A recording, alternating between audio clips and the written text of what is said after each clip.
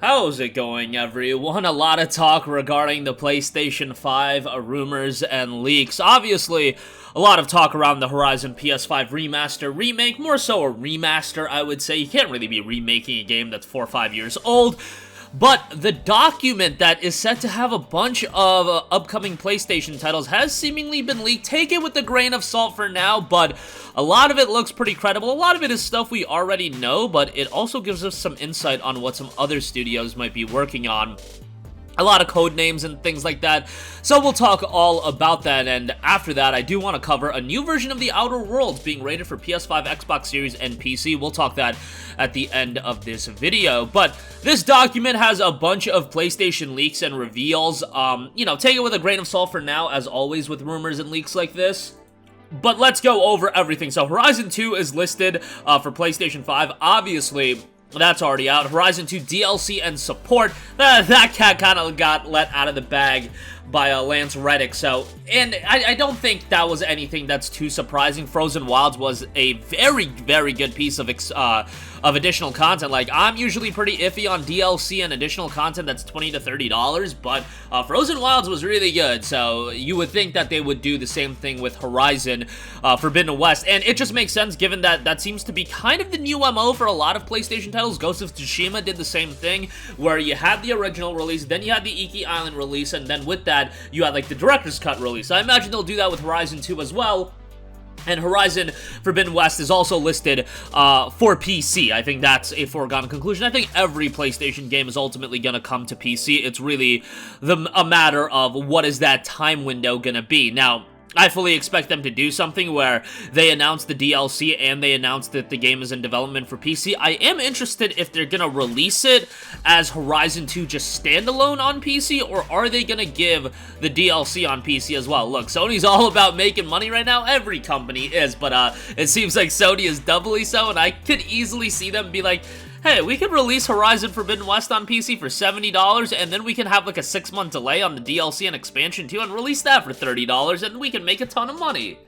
I don't know, I foresee Sony trying to push the envelope further and further and see just how far they could go with still making a ton of money after Last of Us being $70, Sackboy being $60 on PC, etc, etc. Horizon PS5 Remaster is listed as well, and then Horizon Online is listed for PS5 and PC as well. I think that makes all the sense in the world, given that you want this game to have a consistent user base, a consistent player base that is playing the game. That is going to be the best way to do so, by releasing the game simultaneously on PlayStation 5 and PC. Then Horizon VR is listed as well. Obviously, all the Horizon titles, we kind of know what to expect out of those. We all expect these games to be in development. Horizon VR we already know about. The expansion seems like a foregone conclusion, and the PS5 remaster seems to have a lot of credibility attached to it right now. Alright. Now let's get to some of the interesting stuff. Heartbreak, a brand new survival horror title developed with Unreal Engine 5 for PlayStation 5 and PC, being done by Firesprite. So that is a survival horror title. I would imagine that is a placeholder name, so take that with a grain of salt, but yeah, Firesprite seemingly working on a survival horror title. Sackboy from Sumo Digital is listed for PC as well. We know that's coming, but Sumo is apparently also working on a brand new open world title that is called Carbon. That's probably a code name for PlayStation 5. No PC listing on that one. Sumo is an interesting development studio because they've partnered with Sony to work on a bunch of games, but they haven't really done anything that I would say is absolutely blow away. Like, Sackboy was a decent little game, but then they've also they've done work on games like Hood Outlaws and Legends, Team Sonic Racing, Crackdown 3 back in 2019. Yeah, they worked on that game as well. And of course, probably the most notable one was Little Big Planet 3 back in 2014. So I could see Sumo being the developer that works on more of a charming platforming open world style game instead of, let's say, another Ghost of Tsushima, Horizon, a bigger budget, more mature open world title. As far as Horizon being mature, I don't really know how far you want to go with that, but I'm talking about, Carbon potentially being something a little bit more accessible to a larger audience, a larger age range of people playing video games. That's what I am thinking, but I don't know. We'll see how that turns out. Lucid, who did Destruction All-Stars, are apparently also working on another vehicular combat game on PlayStation 5 in Red Star.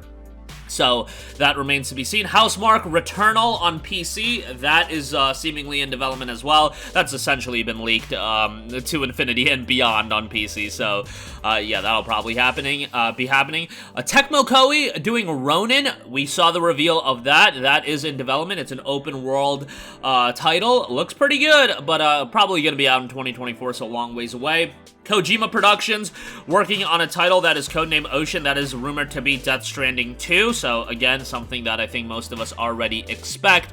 That's listed for PS5. I imagine it would ultimately be coming to PC as well if it does come to fruition, given that Death Stranding 1 followed a similar release pattern. Ballistic Moon doing a survival horror game called Bates, which, again, probably a codename for PS5 and PC. Interesting that the survival horror titles are listed for both PS5 and PC, so take that for what you will. I know whenever we hear survival horror and PlayStation, we are immediately going to think Silent Hill.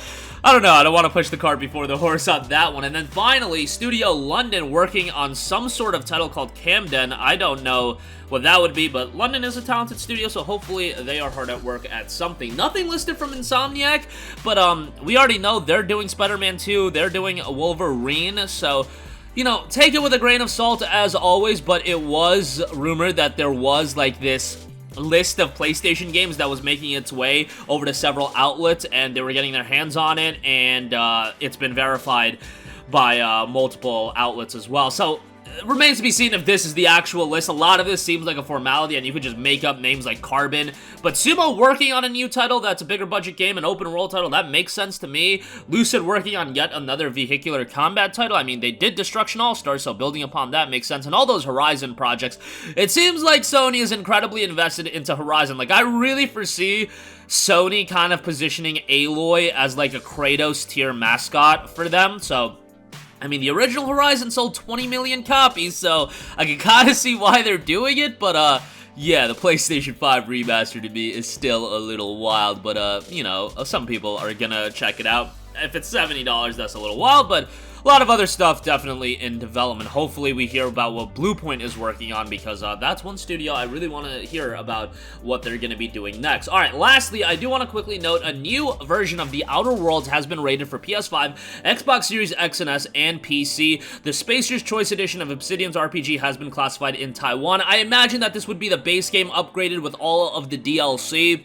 The initial game was released on PS4, Xbox One, and PC in October of 2019, and it even made its way over to the Nintendo Switch in 2020. There is, again, a plethora of DLC, so I would imagine that the DLC bundled with the main game, that'll be what is in this new edition, the Spacer's Choice Edition. But that is going to do it for me. Let me know what your guys' thoughts. Take it with a grain of salt, but this a list of games that has seemingly been leaked internally that is in development over at Sony. A lot of the stuff we expected, and I'm sure Guerrilla is also working on like Horizon 3, but that's going to be years and years away. So, yeah, remains to be seen as far as what every studio is doing. And a new version of The Outer Worlds has been rated for PS5, Xbox Series X and S, and PC. That's going to do it for me. Sound off with all of your thoughts in the comments section down below. Thank you for watching, and goodbye. Hey guys, we hope you enjoyed the video, and if you did, make sure to hit the subscribe button, and if you're already subscribed, do us a favor and hit the bell icon. This way you'll be notified whenever we post a new video. That's the best way to keep up with all of our uploads, and we usually try to upload 2 videos a day. And with the bell icon hit, you'll be notified whenever we do upload a video. As always, thanks for watching.